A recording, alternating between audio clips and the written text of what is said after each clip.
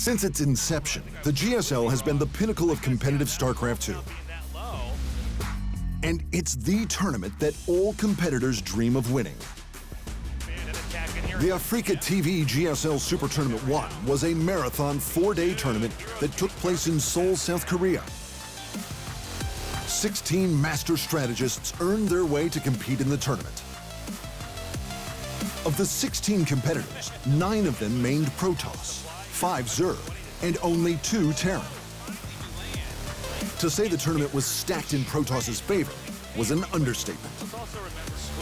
After the first round of the tournament, all 5 Zerg, 1 Terran, and 2 Protoss players were eliminated, leaving a lone Terran warrior standing against an army of Protoss players. GuMiho Byung-jae, a previous GSL winner, was the last Terran player in the tournament. And his opponent in the quarterfinals would be the multi-GSL champion, Stats. So ridiculous. The first 2 games of the match saw GuMiho dismantle Stats with an incredibly robust mech-based composition. In Game 3, GuMiho mixed it up and played a highly mobile bio-based composition, which allowed him to simultaneously attack Stats at multiple areas. With far superior positioning, GuMiho won the match 3-0 and advanced to the semifinals.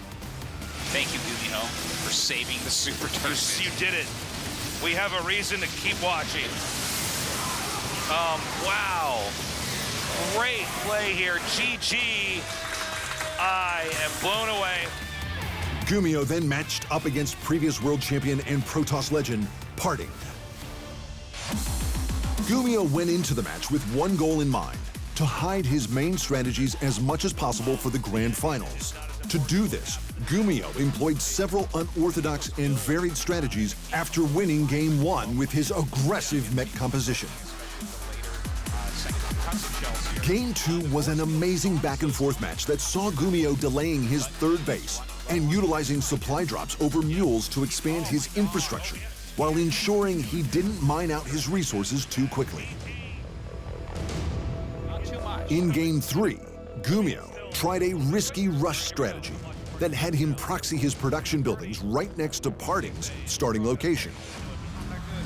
Parting ultimately defeated GuMiho's composition of Reapers and Cyclones with super micromanagement, dodging attacks by repeatedly loading and unloading his Stalkers into his Warp Prism, bringing the series to 2-1.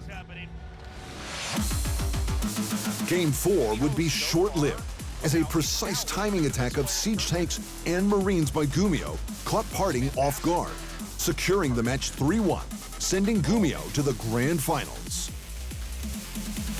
GuMiho's opponent for the Grand Finals was Kim Classic Do-woo, ranked 2nd for WCS Korea and the winner of 4 premier events across his career, including the previous GSL Super Tournament. After bulldozing his Zerg opponent in the round of 16, he then pulverized his next 2 opponents in back-to-back Protoss versus Protoss mirror matches on his way through the bracket. Classic entered the Protoss versus Terran Grand Final match, having revealed none of his strategies, while GuMiho had revealed all of his.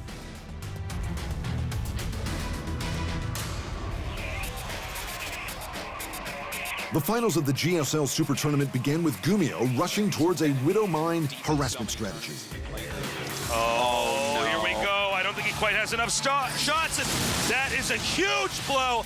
9 kills, taking out that many workers. This is a terrible start here. He didn't see it. He was not looking at that. A marathon 20-minute game in which both players traded armies several times had Classic on the back foot.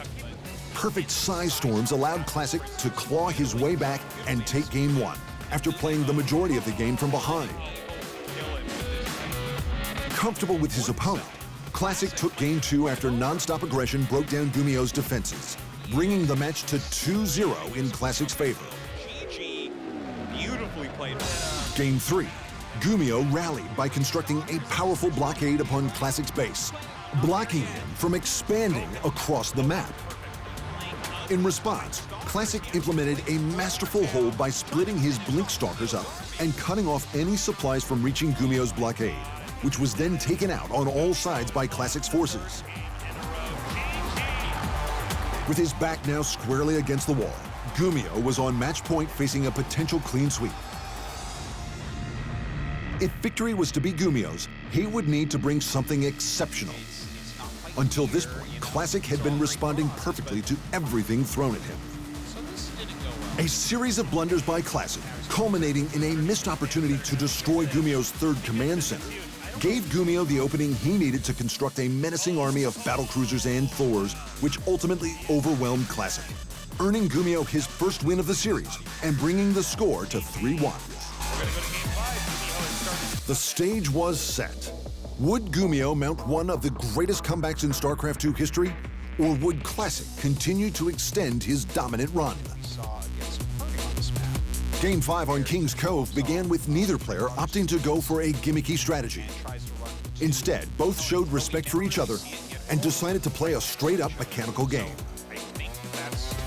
Now let's keep in mind, guys, even though GuMiho won Game 4, most of these games have been Classic winning fight after fight after fight. Even if mathematically GuMiho got a lead early on, Classic just keeps having perfect control with small armies, with big armies. And at the end of the day, GuMiho loses that last big fight, and then Classic storms across the map and murders the rest of whatever GuMiho has. Both players were looking incredibly strong as they entered the mid-game with 3 bases each and a large army. Timing his attack with the completion of his level 2 upgrades, Classic stormed the front of GuMiho's base.